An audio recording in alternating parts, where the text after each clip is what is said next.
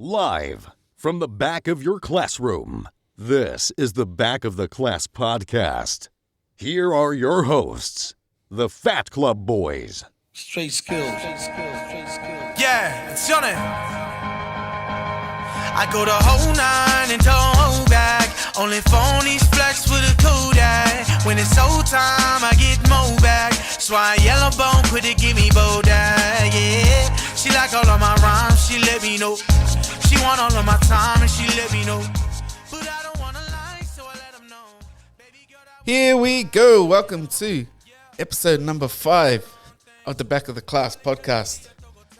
I'm joined again by Ards. What's up? Lewis still on suspension. And we have a special guest again today. He is the first ever Australian coach in combat sport history to work in the boxing and UFC World Championship teams. He's worked with the likes of Sakio Bika, Robert Whittaker, and even Mark Hunt in his final fight against Sonny Bill Williams. He's the founder and head coach of Stand Strong Boxing. He's Justin Fitzgerald. Whoop whoop! Thanks for having me on, boys. It's an honour and a pleasure to be here. Yeah, thanks for coming on. Yeah, that's all good. So, thanks for coming on again. I'm happy to be here, Will. Tell us about your early years, where you grew up and how you got into boxing and why boxing. Yeah, I guess the short version, I was born in like a country town on the border of New South Wales and Victoria, but I grew up in Glenfield, so in the Campbelltown area, and I've been there pretty much all my life, so that's my area, that's where I'm from. Regarding boxing, I was in high school, and you know how you do school sport and, you know, the new sports come up and things like that. It was year 10, I think, I was 16, and one of the new sports was boxing, and me and my mates go, oh, you want to try it? Like, we'll give it a go. And I said, yeah, let's do it. So Wednesday afternoon, I think it was, we did sport, and we went to Kingsgrove. I went to East Hills Boys High, you know, and so we went to Kingsgrove a couple of stops away, and we did the class, you know, and that was my first introduction to it. Straight after the class, the coach, the guy who was doing it, he came up to me and he said, oh, you know, you should come back and do the normal classes in the afternoons, you know. So I was like, oh, okay, cool, that sounds good. And I think from then on, like I basically would finish school in the Arvos, I'd get home, I'd get back on the train again, go to Kingsgrove like 3 days a week. And that's where I met my coach and mentor, David Birchall. And that's where my love affair of boxing started, you know, just become a passion quickly. And like I said, my dedication was as such that I'd get on the train after school, go back that way, train, come home. And if I wasn't in the gym, the other couple of days I'd be at home, punching the bag, shadow boxing, doing a bit of weights and stuff. So fell in love with it quickly. And but I played a bit of sport before that. Like I played rugby league from about 6 to 13. And then I played a bit of basketball from 13 to about 16. And then 16 I started boxing. Oh, so 16 you started boxing. Yeah. So that was, what was the gym called then? Oh, back then this was 16, so it was about 27 years ago. World Martial Arts Centre, I think it was called. It was in Kingsgrove. It was a little like unit up the stairs, just 2 minutes from the station. And it had martial arts, obviously, and they had boxing there, obviously, where I met my trainer and my coach. He was doing the boxing program there. So I think it was called World Martial Arts Centre. It's a long time ago, yeah. Then coaching. How did you get into the coaching? I was boxing from 16 to about 18, 19, before I started to sort of take it more serious because I was in school, you know, you get a girlfriend, things like that, and, you know, life takes over and gives you distractions, which I'm experiencing now with my teenagers, so but that's a whole nother story. But when I was about 18 or 19, I became like a part of Team Fenwick, which was obviously Jeff Fenwick, Australia's 4-division world champion in boxing, our greatest ever boxer. I was fortunate enough to be a member of that team with all the best names in boxing at the time. You know, the list is endless. But so I remember I'd been training for a few years, and I was 20, and I said to myself, I set a goal. I said, you know what, before I turn 21, I want to have my first fight.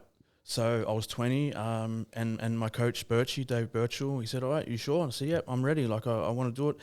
And then 6 weeks away, I think it was. So we prepped for it and everything. And, you know, it was in May, and I turned 21 in June. So I ticked that box. And then I boxed, had a bunch of amateur fights, you know, for the next 3 years until I was 23 or 24. But to answer the question, like, as far as coaching, being surrounded in that team with all the professionals and Jeff and Dave, you know, and Billy Hussein and all those guys, I was just experiencing boxing and learning the trade, you know, like not only the fundamentals and the fight game, but, you know, like how to coach as well. And, yeah, so that kind of, I was just immersed in the environment. And I always try and encourage people, I say, if you want to get better at something, you need to invest in yourself, like by immersing yourself in an environment that's going to help you grow. So along the way that I was boxing myself, like in the amateurs, I was just being around these guys, these professionals and Jeff, and learning on the run and seeing how proper boxing was being taught and coached and trained. So, and a long story short, my coach, David Birchall, who's just the best coach, mentor, friend you could ask for, you know, and it's not hard to be loyal to someone like that, because he'd give you the shirt off his back. But he experienced like a life-threatening injury. He got into an accident. He got hit by a car on his bike, and you know, he was lucky to be alive. So he had some time out, and the doctor said, "You'll never box. You'll never do anything athletic again." But he got back on his feet and ended up having 4 professional fights. And yeah, like he was 4-0. He ended up he was a very good boxer himself. Almost went to the Olympics. It was a bit controversial, but. And then he had his 4 pro fights, and I was one of the guys who was just helping train him, you know, because I was just trying to give back to him what he was doing to me. And so I'd be doing pads and stuff like that with him and helping him and watching him. And that sort of taught me on the run as well about boxing and what it's like to coach and things like that. So to the end of it, like the end of the story is how did I fall into coaching, was because I was getting ready for my next fight, and I suffered a bad back injury. And I was out for a while. So during that time, I kind of got comfortable. And the truth is I didn't have aspirations, you know, to go all the way and to be a world champion. Like, I love boxing, and I'm glad that I had my fights and I experienced what it's like to get in there. But my goals and aspirations didn't necessarily have me fighting for 20 years and trying to get a world title and things like that. So as it turned out, when I got back, I got comfortable and just enjoyed myself, so to speak. So I left that behind, and I just trained, you know, when I wanted to, but I just took on more of a role like coaching, and I helped Jeff and Dave and Billy coach all those pros, you know, and that's how I just sort of smoothly transitioned into coaching, and that's where it started. Yeah, that's cool. That's cool that you identified that early. Yeah, that, you know, you didn't want to go have aspirations to go world title level, and then you saw a path for coaching. No, that's really. So like your resume, like, you know, it speaks for itself. Yeah. But do you ever just like find yourself comparing yourself to like the trainers that are on the world stage? Like, do you ever think you could be on that level again? No, not really. Like, at my age and experience, like I've grown a lot, like especially in the last 5 or 10 years, and the fact that I've been around the world, I've been around a lot of those trainers and coaches and fighters like all over the world, and I don't find myself having to compare myself to anyone. And like, I think that's life advice right there. Like, you got to just stay on your journey and try and help people along the way. Yeah. How far you go is up to you, but there's no issue for me as far. I don't get jealous, I don't get envious, I don't sort of criticize anyone, especially someone that's doing more than me. As they say, you know, you won't find someone criticizing you that's doing less, that's doing more than you. Sorry, it's always someone that's doing less, and so you get inspiration from guys like that, coaches and the fighters, but it's your journey. Just you got to do you, and I've actually been blessed and thankful, like for everything I've done. Like I was put in good opportunities, but I think that was through loyalty and just and sacrifice and hard work and all the usual stuff, you know. So I've been blessed so far. Oh, that's pretty cool. Then, do you have like an opinion on like internet coaches? Yeah, just. It depends when you ask me, you know. Like if I'm scrolling, like one day I'm scrolling and I see these Instagram and like YouTube coaches and stuff, and some of them are legit. Some of them have the credentials and the background, but a lot of them don't, unfortunately. And when I look at it, like there's a couple of issues I find with, like, firstly, like, if you're helping someone, good on you. Like, you know, you don't want to, as I say, don't hate the player, hate the game, if that's the case. So if there's an Instagram coach and he's helping someone, then good for him. But I think they do kind of exploit it as well. Because the problem is you see some of these guys that have hundreds of thousands of followers. They've never boxed before. They've never done any coaching, but they put a few videos out. And again, like, it's sort of a two-edged sword or something, because it is helping beginners, but at the same time, they're just portraying an image. And the offense that I do take at it is in the comments when you see people say, "Oh, I wish I could fly to your city and train with you." I wish I had a coach like you. And I'm thinking, go to the local gym. There's a good chance that the coach there knows what he's doing. Why do you think you got to get on a plane and go see this guy because he's showing you how to throw a fancy combo? That's anywhere, you know. And I kind of think it's like sometimes a slap in the face too. And when people, it's not the beginner's fault. It's not a new person's fault for falling for it because they don't know any better. Yeah. You know what I mean? But there are a lot of good coaches out there, good gyms and good fighters. Like, you just have to go try it. There's in every city, there's a bunch of gyms. Go and try it. And I guarantee you there's one or two coaches that's been around, know what he's doing.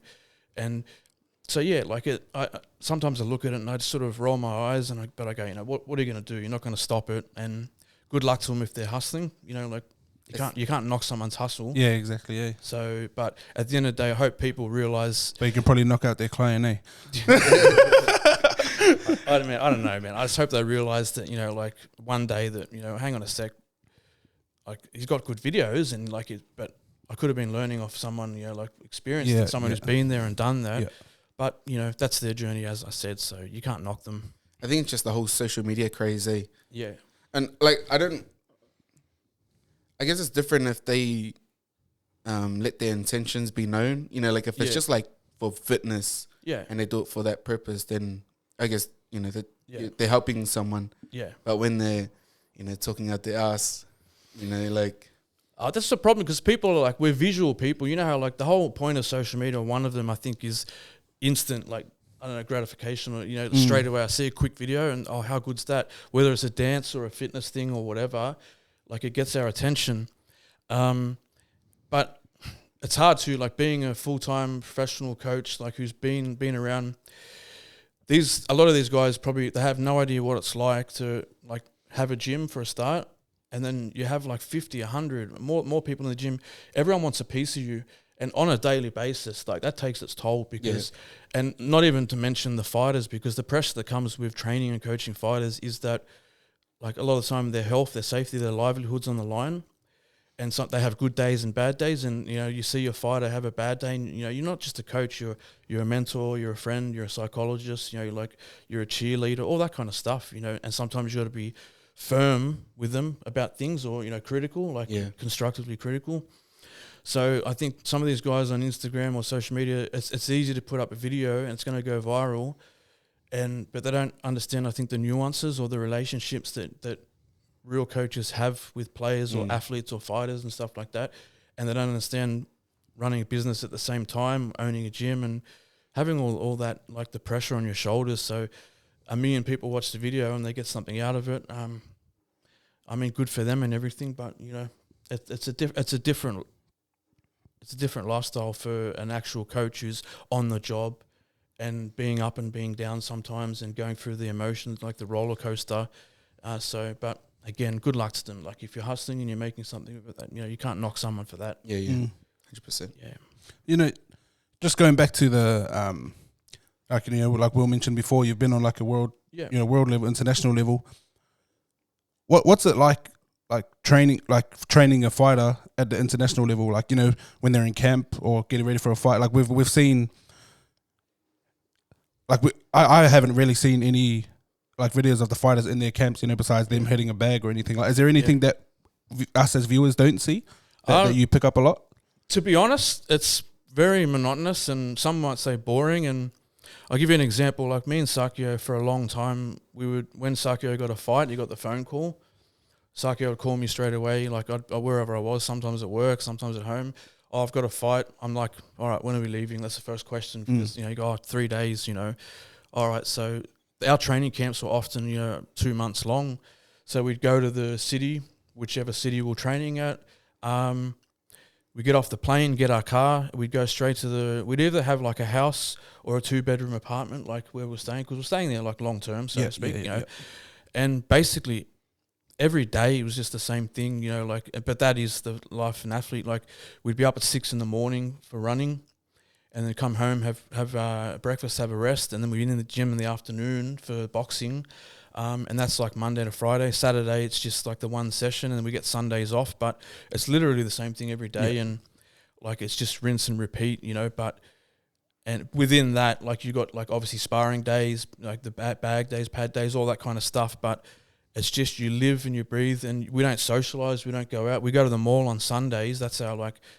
Sometimes that's what you work for. You go, I want to like just relax and switch off for the day. But that's it. Like, it's not exciting. And often people would say to me, like, I'd come back from a trip, how was your trip? How was your break? And I'm going, you know, like, what are you talking about? Because, like, we're up at 6 a.m, like, training, and we're training in the afternoon. And granted, it's not a 9 to 5 where you're slugging away, but at the same time, it's hard work and there's a lot of pressure. And at the end of the day, like, the fight itself, these are big fights that we're talking about. And you talk about professional, like, high-level fighters, they're fighting big fights. And, you know, like, today there was a fight on with Loma and Haney, and the whole world tunes in, and, like, you know, one loses and one wins. So when one loses, people hate him and, like, they shit on him, you know. Yeah. And the other one's like a genius, but it could go either way, and that's the pressure that comes with it. Because, but the difference is these fighters, they know that, and it doesn't stop them from working. Like, they know someone's going to win, someone's going to lose. You know, that's it. That's crazy, yeah. Because, like, you know, like you said, the world's going to shit on him. Does that feel like it's kind of just disregarded, that whole camp, that, you know, all that work that you have put in? Yeah, like, sometimes you see it. People will be critical for one or the other, but no, you don't really think. You don't, after the fight, you don't think, oh, we went through that whole camp. Like, you just know, like, that it's going to be 50-50. You know, you're going to wake up the next day with the win or a loss, and you don't look back, and you certainly, you don't, at my age again, like, with the experience and stuff, I don't let people and their thoughts and opinions get to me, because it still happens to this day, especially on social media. So, like, the fighter and the coaches, you know, they don't care about that stuff. Like, you know, like they say, if it was easy, everyone would do it, you know, but You've been in camp with, like, some, like, the biggest names, like Lara and all that. Yeah. Who's someone that, like, apart from Sakio, because you were with Sakio all the time, like, who was someone that just jumped up, that just screamed, like, crazy superstar level? Yeah, well, we were training in Houston, getting ready for Andre Ward, I think. So we hooked up with Ronnie Shields, and if no one knows, Ronnie Shields is a world-class trainer. He used to be a world-class fighter as well. Yeah, big time. He's trained, like, the likes of Tyson, David Tua even. Yep. Because recently when I met up with Tua, we were talking about Ronnie, and he's a legend of a coach. So we hooked up with him to get ready for Andre Ward. But at the same time, we're in the gym, we're training alongside Erizlande Lara and Guillermo Rigondeaux. And Guillermo, like, Lara is like a freak as well. But we saw more of Guillermo. If people don't know, Guillermo was a 2-time Olympic gold medalist, much like Vasily Lomachenko, a 2-time Olympic gold medalist. And then he turned pro, won a number of world titles. But he was only like a 50, 51 kilo kind of fighter, like a little dude. Yeah. But he was a freak. Like, it was almost like he just danced in the ring, but he could hit you and not get hit, you know. And the way he moved, and so it was really cool. Because I liked him even before that, but to be around him for that 2-month training period, just talking to him, watching him, training alongside him, you know, like, it's crazy. But there was a lot of fighters like that. Even like Corey Spinks was another name. He's sort of a former world champion, undisputed world champion. Lara, even Shane Mosley was there at one point in Houston. Crazy. There's more. Like, even with Mikkel Kessler, we trained with Kessler for a month in Denmark, and he was the WBC super middleweight champ about 5 years before Sakio was. So we helped him prepare for his world title defense. And there's more that I'm probably forgetting on the spot. But like, I've been fortunate, like, just to be around the world, world-class coaches, world-class gyms, world-class fighters, you know. And again, that's how you learn, by immersing yourself in the environment, because that's the only way to learn, to grow, etc. Yeah, no, that's mad. Yeah. Mind blowing. Who wins, Tua or Tyson? You know what? Like, I might be biased or whatever, but Like now, you mean, or in the prime? in their primes? Tua was the tough as granite, and he arguably hit harder than Tyson. You know, because I think Tyson had that athletic ability with speed, timing, and all that kind of stuff, and obviously he was explosive as well. But I think Tua just had that power, you know, that Taro power. I think, you know. Hey, if Justin says Tua wins, Tua wins. So Justin's also married partners Samoan, so he needs to pick his words wisely. I feel a little bit obliged. But it was fun. It was funny because when I was like helping Mark a little bit for the last fight, Tua was there, and I met Tua as a 21-year-old. I was just an amateur boxer. I was in Las Vegas, and I met Tua at like the press conference or something, and I got the photo with him, obviously, and that was young Juzzy, like 30 kilos lighter and fit and all that. And then when I met him like a few months ago, you know, like the long time between drinks, but I put the photos together, and it was crazy that like 22 years I think between, and yeah, it was cool, like just to, and maybe he was being nice. I don't know if he really remembered, but like I certainly did. So Yeah, yeah. Oh, that's That crazy. was mad. We'll quickly take a break. Yep. And we'll get back into it. Yes, sir. Back to the Class podcast. Back after this. Looking back when I was a young boy, I thought I knew it all. I thought I knew it all. But the moment I laid my eyes on you, I became a man. I would throw a coin in the jukebox. Johnny could sing my favorite song.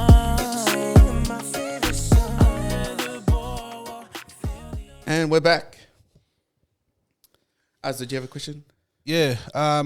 Will mentioned before you own your own gym now. Yep. Got your own athletes, and talk to us about your gym. What you got going on there? Where the name came from?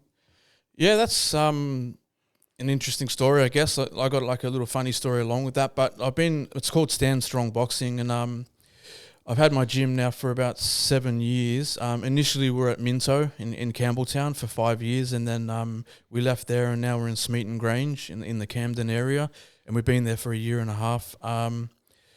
Stand Strong, it goes back to, well, like when I was a teenager in high school, my favourite rap group was Smith & Wesson, so shout out to Smith & Wesson.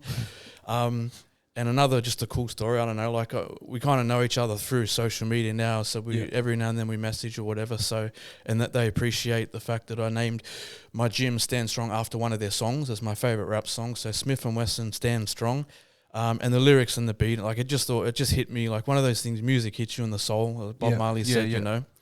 And that's how that started. But the fact that Stand Strong means something like sort of strong and powerful as well. Like you're standing, you're fighting, stand strong. And that's how that started, you know. That's cool. Yeah.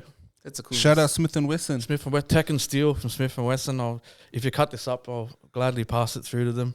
Mad. Hard. Yeah. Done. So what's your goals for the gym? Obviously, you got a few fighters there now. What was your goal going into when you're opening the gym? I'd been going for a long time, and there's another, like with this day and age, I think social media, everyone wants things quickly and to happen straight away, and I just think like when you hear my story, and like a lot of people know it already, but I probably served the longest apprenticeship in boxing that anyone I've ever known, like because I'd been going at it obviously for a long time. I've been sort of understudying and stuff like that for a long time, traveling the world, just sitting there like a sponge, you know, like watching, listening, learning, and obviously getting hands-on as well. But it wasn't until I was like, so 7 years ago, about like 18 years deep or something in my boxing career, where I finally ventured out into my own, like to get my own gym and stuff. So it got to a point when I was just sort of coaching classes in like a couple of different gyms, like the PCYC and that, and I just said to myself, you know what, it's now or never, because that was the goal. It's to always, you know, be a full-time coach, to have my own fighters, and obviously to have a gym would be the bonus. So I said, now's the time, because I've done everything. I've got the credentials and the experience to back myself. So I did it. Like I just said, you know what, I scoped out some places, did the figures and numbers and stuff. And again, like I was fortunate and I've been blessed. Like I kind of like had a little bit of a profile already because of the fighters I've been with and the experience I had. So it did help in like opening a gym. I understand like a lot of people who open businesses and especially gyms, if no one kind of knows them, like where they're from or what they've done, it's hard for the person opening the business just to expect people to flock to the business straight away. You know what I mean? Yeah. So I was lucky in that regard that I already had, like I said, a little bit of a profile, and I'd done some things so people kind of knew already, and that helped just facilitate like a relatively smooth and successful kind of like straight from opening, and then it just carried through. And to this day, I've built up a really good team of boxers that you're in there every day. You see a lot of the boys. There's a lot of good kids, I call them, because I'm older now, and like even guys in their 20s, I call kids. But even I call them kids, and exactly. Well, I'm 30. I'm like 43, and they're in their 20s. But to me, they're kids because again, I feel like more than just a coach. So but that's how I feel. And there's a big future for a lot of those boys, because they're very switched on, and the most impressive thing for me, they just carry the name and the reputation and the culture of the gym itself. Like they're not show offs. They're not. The only time my boys like are on social media is basically to share something that I've shared because I do it for them, and then even in that I don't go overboard or anything. But and one of the things I believe, like people talk about culture, like in footy teams or sporting teams or businesses, families. Like my thing is you don't promote the culture, like you represent it. So yeah, true. So that's where it's at. That's a bars, that's a dime. Yeah, no, I come across this honest because obviously I joined in December, and I was looking for a gym for my son, Connolly, and obviously he had his little bullying saga where he was getting bullied or whatever. I didn't want to put him into somewhere where it was just box fit. Yeah. I wanted him to learn the skill of boxing. And then obviously when I took him, I had to jump in.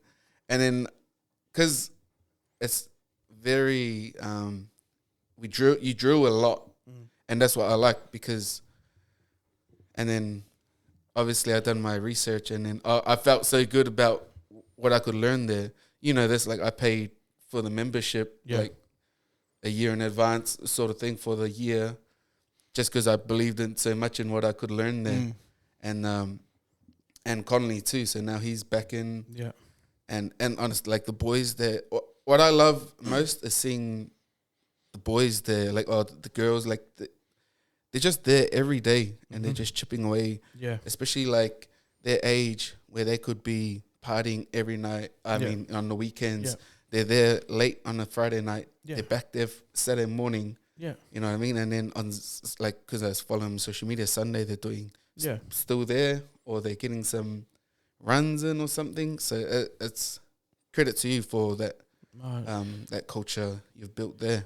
I think like I don't have to push them in any real sense, like to act or behave a certain way, because they're all like great kids, again, as I said, but you already know because you're there. Like the culture sort of represents itself. But it's just crazy to think that it's all there. It's just you see the deeds, the behavior, and of someone. It's from the heart, and like they're doing it for a reason. And I know from even past experience in the last few years, I've seen people just see the dollars and see like the what they can get out of something. Whereas for me personally, boxing started as a passion, as I explained to you before. Like I was a teenager, and I didn't start making any money or making a decent career out of it until, believe it or not, like only like 5, 6, 7 years ago or something. So after being like 18 years into it. So for me, that means like I've never done it for the money. And here's another thing too, like even with the fighters I work with, the pro fighters, and I'm talking some big names too, so the big profile fights, so they're fighting, I've never asked any of them. I've never like said to them, I want this much or I want that.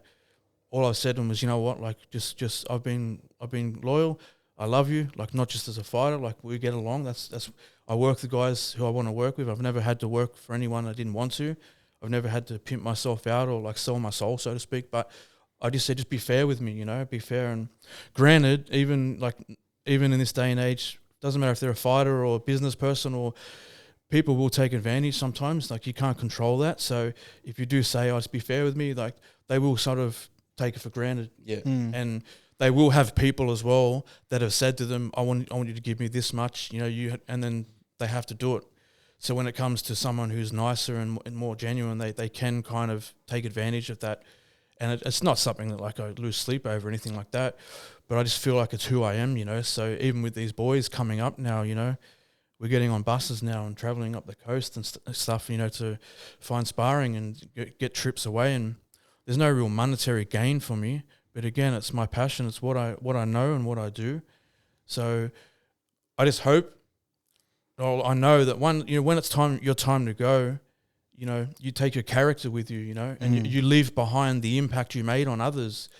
So money in business to me is like, this might make me a bad business person, but I just want to be comfortable in life. But I want to be remembered as someone who did it for the right reasons, And the last couple of years, I have seen guys see the dollar signs and see the opportunity, like opportunists, as they call it. There's a really good Mike Tyson video where he's talking about opportunists and he's going off about it, but like in Mike fashion. But I think if you do the right things for the right reasons, the right people and the right opportunities will come to you. That's so true. Yeah. You had a couple of dimes in there too. I try, mate. That's really good. That's a really good trait to have. Yeah. Because, it's, as you're saying, the opportunists, they'll see what they can get. They're always asking first, what can I get out of? Whereas you're always thinking, what can I give, or what am I going to leave behind you? But you're the stand-up coach for Robert Whittaker. I've seen like a lot of his posts like earlier on about how you took his stand-up to the next level. Yep. Talk us through the process of training Robert in an MMA setting and how that's different to boxing. Yeah. I got asked if I could come out, like this was in 2014. Someone asked me if I could come and have a look at Rob and do a session with him, like obviously a boxing session. I said, all good, no worries. To be honest, I can't remember if I knew who Rob even was back then, like because I knew of MMA, I knew of the UFC, and Rob was still sort of on the fringes, he wasn't a big name or anything like that. It wasn't ranked, I know he won the Smashes and everything, but maybe that's where I did kind of know him just a little bit. But so I go, yeah, cool. Like I'll go and have a look at him, and straight away we got along, we clicked, and he was respectful about it. He appreciated my time and my knowledge. So we did the session, and they said, yeah, like can you come back? And basically straight away we just started doing multiple sessions a week in boxing. And my whole thing was, and Rob can attest to this, he said it on another podcast like a while ago, like Justin never came in trying to change me, which I'd never do. Like even if I work with a boxer, just if boxer comes to me, I am not trying to change like how he fights. I'm trying to add to what he has, tighten up the little areas that need to be tightened up, and just help him evolve, to become a more complete fighter.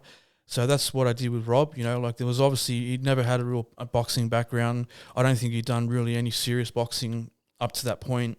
So I approached it in the sense that I'm going to teach him boxing. And to his credit, and to like, I think this is the key for like MMA guys out there, because I know a lot of them do just general broad MMA training. They obviously do wrestling and some boxing and stuff, but I don't think it's like it's integrated in their training like properly, because I know for a fact, being with Rob for so long and the team, he did specific boxing like 3-4 times a week sometimes, same with the wrestling, and it was very specific. Like he came to me to learn boxing. So in a lot of the time, we're not thinking MMA. Rob came to me, I want to learn boxing. Right. Because at the end of the day, Rob's fighting, like I can't fight for him. No coach can, no one can. He has to translate that training into the fight. You know what I mean? So what you do is you're teaching the boxing, which is basically like footwork, head movement, obviously punching, like sharpening up his tools, he's punching, and then doing like the subtle things as well, like the feints and like which in other disciplines just don't exist, So, and what you saw, like when I started with him, he was outside the top 15.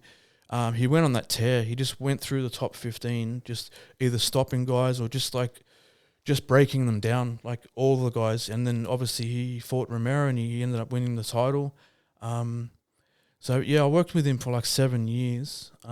His only loss was against Israel, the first fight.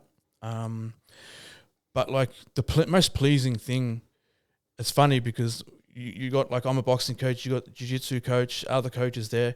When the grappling coach is in the middle of a fight saying, like, yelling out, "Oh, nice Rob, good Rob," because Rob's landing 1-2s and jabs and his footwork's on point. He's doing all the boxing things. So it feels good that the other coaches are recognizing that. And I think if you watch closely, you just saw the transformation of Rob. Like, and it's not saying because of me. I just taught him. Like, my job as a coach for anyone is to basically show you how to open the door so you can step through it yourself, you know? Yeah. So I'm teaching him, you know, the ins and outs and the subtleties of boxing, and he just transfers that to the fights and stuff. But as I said, if you look from day one to, like, even up till now, after 7 years of work, like, his footwork, his defense. But Rob's a special fighter anyway. Like, he does things that you can't coach and teach. But it was always good. Like, and I remember when he lost to Israel, like, he was down. Obviously, I was down, and, like, we talk about social media, like copying it from people on social media. That's pretty much when I learned, I think, you should have done, you should have slipped this. Yeah. That's when I learned, like, you know, don't take it seriously, because the reality is they're not doing it, and they don't know how to do it, and they would never do it anyway, because, you know. So I leave it at that. But we basically stripped a lot of it off, went back to basics after Israel. And, you know, when you look at the first fight with Till, you know, it was a tough chess match and everything, and he did a lot of things, like, we had code words, we introduced more so the feinting and stuff like that, which set up a lot of the stuff that he was doing. It got him across the line to win the fight, you know, but it was a little bit rusty. And I think too, because he just got beaten by Israel, there was that apprehension, there was an anxiousness, you know, of what happens if it happens again, and the whole world's watching, and if I get knocked out or something, like, it's what then? So he got through that. It was a big relief, really big relief, you know. And again, like, one of the pleasing things was, I remember when Rob was saying, because Rob fights, he's a stand-up, like, striker. Yeah. Rob can grapple. He can grapple and wrestle, like, with the best of them, but for whatever reason, he's just always relied on his striking, his punching and kicking. And, mate, that's like 95% of his fights. But when he fought Till, there's a couple of takedowns there. And I remember in the lead up, because me personally as a coach, like, I try and simulate how the opponents are. So I know Rob fought a bunch of southpaws, including Till. We've done a lot of southpaw work over the years. And even when I move around with him, if I hold the pads and stuff, it's as a southpaw. And I try and mimic or simulate what the opponents do. So he said, like, after the fight, like, I finally started to get confidence in the takedown, because when I was moving, like, with Justin, my front leg would be there, and he'd feint or he'd punch or he'd kick or whatever. Like, he just turned it into, like, the confidence to get the takedowns happening. And then you fast forward when he fought Cannonier, like, was just another step up. You could see the rust was gone, and the tightness of everything, the footwork and everything was coming together, the feinting. And Rob just demolished Cannonier. Like, he picks these guys apart. He's damaged these guys' orbital bones. Like, it's weird, because Brunson, he busted his orbital. Romero, if you look at Romero now, like, unfortunately, like, his face has changed forever, because one of his eyes, he had surgery because Rob broke his orbital. And then with Cannonier, he busted his orbital, and that was just from his jab. Like, he just cracks guys with these jabs. And he's got a cracker jab. What's that, your cheek? Yeah. Is that what Billy Joe Saunders done? Yeah, like, just like around the eye socket. Oh, like, and that's why it swells. And a lot of the time you need, like, face changing surgery. You know the one like, that broke on you? Yeah. Is that? Just acting tough because there's boxing coaches next to me. But yeah, like, but like, and then he fought Gastelum, and Gastelum, like they say, was a masterclass. So he just put it all together. Like, he was using everything in his arsenal, and it was a 5-round masterclass against Gastelum, and Rob was at his best. So, you know, the funniest part, like the coolest part is when you're cage side, like, whether it's a ring or the cage, in this case, the cage with Rob, like, Rob's just 2 feet away from me, and his opponent's standing in front of him, and you can see the look of defeat on these guys' faces. And you're talking about, like, the toughest guys in the world. They're not scared of anyone. they'll fight anyone to the death if they have to, but you can, when you read body language, you can physically see like Cannonier had it, and then Gastelum had it. Gastelum admitted after the fight that he said, "Oh, Rob was like one step ahead of me. I didn't know what to do." Like, so, but you see the look of defeat, and that's what Rob does. These guys, like, not only does he piece them apart, like he just basically demoralizes them. Like they takes their soul. That's why it's called the Reaper. So, that's pretty cool. That's like the best nickname. name Like to have that's cold that's little hard, nickname. Yeah. Just dialing back to, so you were saying you've had your business for 7 years now. Yep. What were some of the bigger challenges you faced? Starting a small business. I think it's just like the nervousness, of the unknown, because you have a dream or a goal, and anyone can relate to this. You feel like there's something you want to do, but it's obviously a big task, And if you haven't done it before, again, there's the thought of the unknown, and then even worse so, like you want to succeed, but there's no guarantee of it, But as I said before, I was a little bit blessed to have a background behind me where I could kind of start off on the right foot, and even then, this is what I try and encourage people, and if they're trying to start something, is say you got to be like prepared to struggle, like, and be honest with yourself, like. If you want to start something, are you prepared to struggle? And by struggle, I mean it starts off slow, or you have quiet periods. Maybe it's not as successful as you wanted it to be. Are you prepared to go through that? Because it's not going to be forever. Like, honestly, my theory is if you have any kind of business or even training, like goal setting, like when you're training, one day at a time, like if you get better 1% each day, you're continuing to get better. Why would you think you're going to be 50% better after one day or 1 week? Why would you think if you have a business that you're going to start earning tens of thousands of dollars daily? Like, be honest for a start, but are you prepared to struggle for a while? And I think that sorts out a lot of people, like, unfortunately, I think too many people, they give up too early or too easily, when there's always light at the end. As long as you're just steadily on the incline, like improving, you will get there. And like another thing I think with that is I try and just impart on people is that you have to be prepared as well. Sorry to be negative about this. No. You got to be ready to struggle, and that's just the unfortunate reality, I think. But secondly, you have to be ready to do it with or without help. And even then, like, I'm sure you boys can relate. Sometimes whatever you're doing, even sometimes family aren't as supportive as you think they should be. Yep. We've all been through it, Like a total stranger will support you more than a family member will. Yeah, 100%. And that could be for any number of reasons. But again, you have to be prepared, like, to do it alone or do it with help. When you have help, you appreciate it. Yeah. Be thankful, like, for the help and grateful to whoever helped you get it. But you got to understand too that sometimes they're not going to be there, or sometimes you got to do stuff on your own. And that is one of the obstacles of opening a gym or a business, especially when you're on your own. You got to do everything on your own. But I think if you're doing it because you love it, it's your passion, it's what you're good at, you can't really complain too much about that. And then I think just my other advice is, like, you have to go at your pace, you know what I mean? Like, so anyone who starts something, I have seen it recently too, like someone has no experience in a field, no idea, so to speak, and they just put everything and anything into that business, and it's like, they say, unfortunately, all the gear, no idea. Yeah. A lot of people tend to do that, like, when you got to be smarter about it, you got to be a bit more realistic about it, because go at your pace. Don't worry about what the next person's doing. If you're just, again, steadily ticking the boxes, as I say, then you can't complain. You will get there. But that's what I think. They're the only obstacles, just being on my own. Sometimes you have doubts and you think, but no, I before I even opened the door to the gym, I already knew this is what I do, this is what I'm good at. And, like, you have to believe in yourself, firstly. You have to have confidence in what you do. And then at the lastly, have conviction in your heart. And if you have those three, like, you will get there. It might be slow, but trust me, like, again, you got a gym, you get one new member a week, which isn't hard to do. After a month, that's 4 new people. Like, and just the snowball effect, you know what I mean? And sure, like, it might plateau and it might dip a bit, but, and it comes back to, I think, when you have a bit of a name, a reputation, and you have a culture there, that'll take care of itself, because you don't have to be out there promoting yourself or pumping yourself up.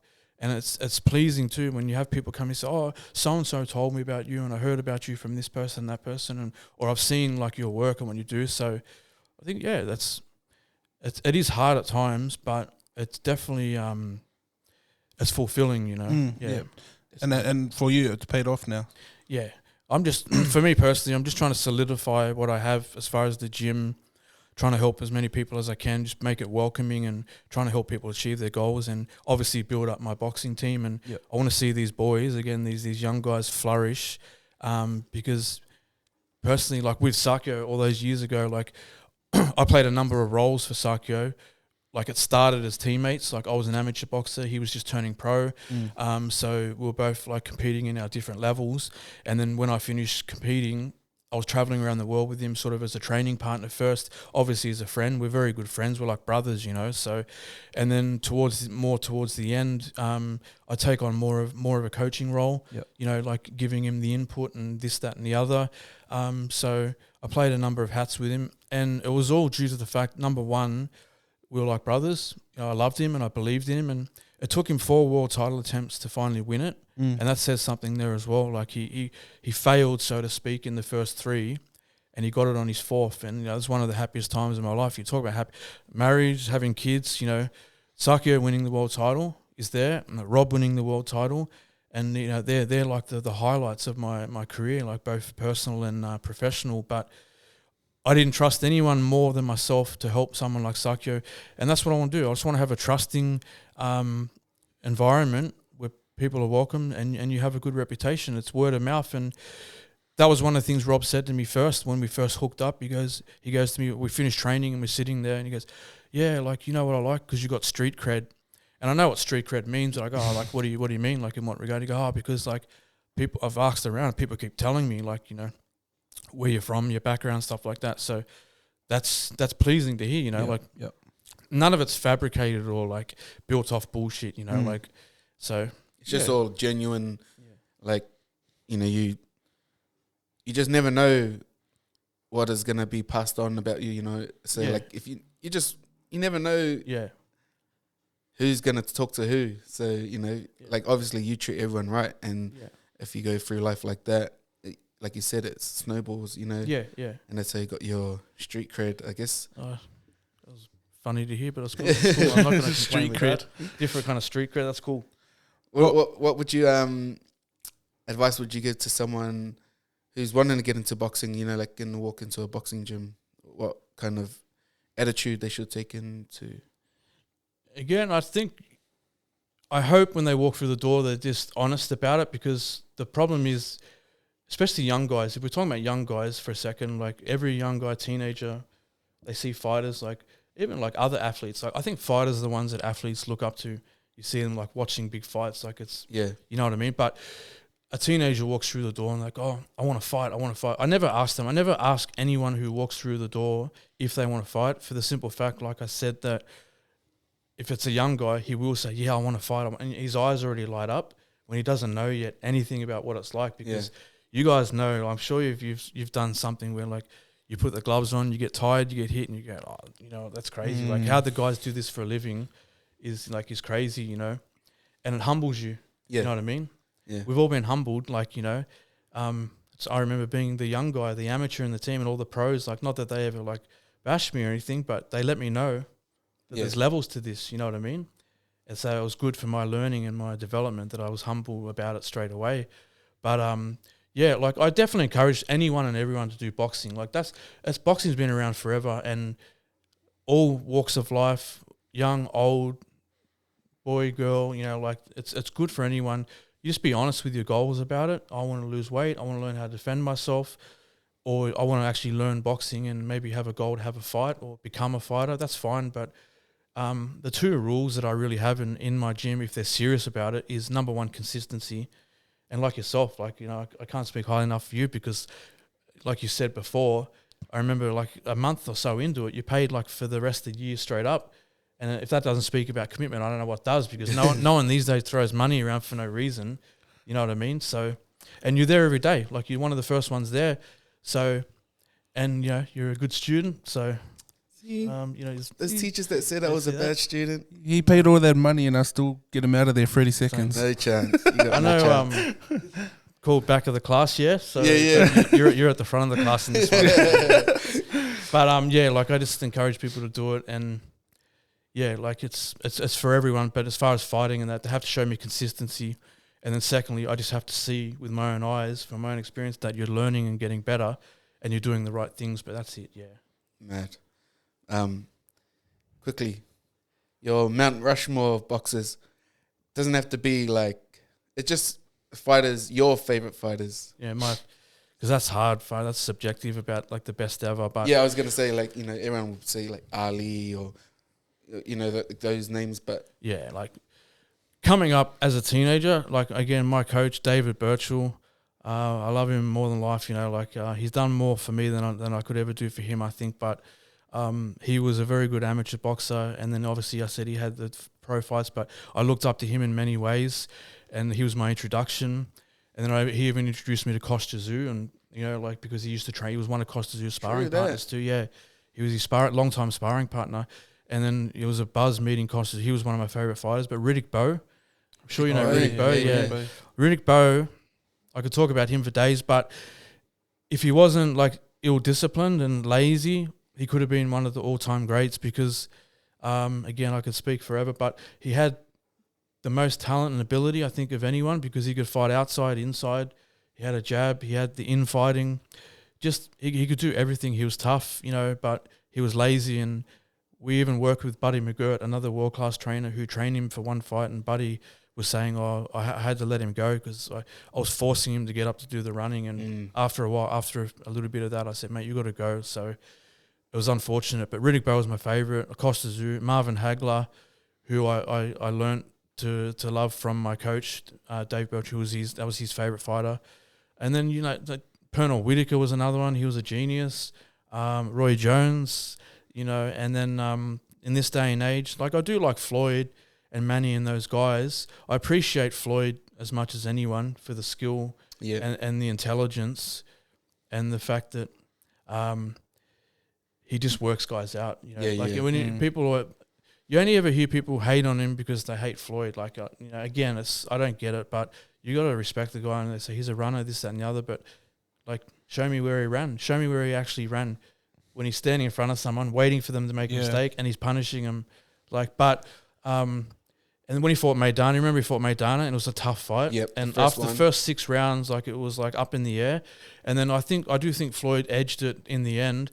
But when they had the rematch, I was like, no, Floyd's gonna Maidana's not gonna win this at all because Floyd will go away and he'll figure him out, and he didn't. Like Maidana almost didn't touch him in the second one, and he doesn't give in on rematches, Floyd. But he gave one to Maidana because of all the... Yeah, like maybe he felt like, you know what, I need to satisfy the people like out there, you know, like but, which he did. And then another perk of being like my career is me and Sakio went to the Pacquiao-Mayweather fight. Oh, wow. Because Sakio like shared the same manager as Floyd in Al Heyman, and Al Heyman's like a big deal in boxing, like one of the big manager / sort of promoters. And after Sakio fought Adonis Stevenson, I think it was... I think that was it. They said to us, do you want to come and watch Floyd and Manny? We're like, yeah, okay, no worries. Next thing you know, we got back on a plane, and then they're putting us up at the MGM, and we're like ringside at Floyd and Manny, and just the atmosphere was crazy. And I remember looking at my ticket, I go, $10,000. And like, it was just a perk. We didn't pay for the room and everything, but the fight itself, you just see Floyd is one step ahead. I don't care what anyone says. You either love Manny or Floyd, and you're going to pick one or the other. But Floyd was one step ahead, and you know he's a guy. I don't really love anyone to death, so to speak, these days. But you respect him. Like even Canelo on the other side, he's a beast as well. So yeah, that's a good list. Yeah, that's a real different list. Yeah. Well, that's what I meant. Like, because obviously a lot of people just say the generic. Your Ali's, your Tyson. But just want to say congrats on all your success. Thank you, bro. Thank you for passing it all on. Thank you. And you deserve everything you get, so. Like I said, I try my best, bro, so. I'm just going to put you on the spot. Look into that camera there and give us sugar thoughts to close us out. Sugar thoughts. I don't know. One of the ones I like to impart is like, you can't expect full-time results with a part-time attitude, and it just means you gotta give all in, and even further than that, it's one thing I try and say to my fighters. There's 3 levels, okay? When you're fighting or you're training, even goal setting, you got to be obsessed, okay? The top one is being obsessed, and then the middle one is being distracted, and the last one is lazy. And by that I don't mean obsessed in a bad way, but you have to want it. Like, you have to be obsessed about what you want, and you don't leave any stone unturned. You don't make any excuses. You put every effort into it. And then, like, the next one is when you're distracted. Like, you're distracted means your attention is in 2 different places. So when your attention is in 2 different places, you're going to be a step behind, So, and that just basically says you got a 50-50 chance of doing this because you're distracted. And if you're just straight out lazy, well, you just, the excuses are many, but the efforts are few. So when you think about it, you think, which bracket do I want to be in? Like, I want this, so I want to be obsessed about it. And thankfully, that's what I see in the gym every day with my boys. So it's rubbing off, I think, I hope. It definitely is.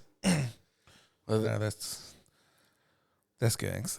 yeah. That is. There's a few in there. Yeah, there were some dimes in there, man. If that didn't make you want to go run through a wall, go get your brain checked. Yeah, I'm in Oran Park right now. I'm gonna run home. I live in Doonside. But, but thanks just again. just quickly, if you're ever in the Campbelltown area, Stand Strong Gym, drop in, see Justin and the boys, man. You just heard his whole story. He's decorated. He's certified. He's proven. So if you're ever in the Campbelltown area looking for a boxing gym, or even just want to start, like you said, if you're just looking to start, losing weight or being healthier, man, go and see also Justin and the boys down at Stand Strong. Thank you, boys. Thanks, Justin. Shout out Mona for editing this behind the cameras. And Stand Strong Boxing. And Birchie. It sounds like he means a lot to you. yeah. Shout out Birchie. Love Birchie. It's the Back of Class podcast. We out.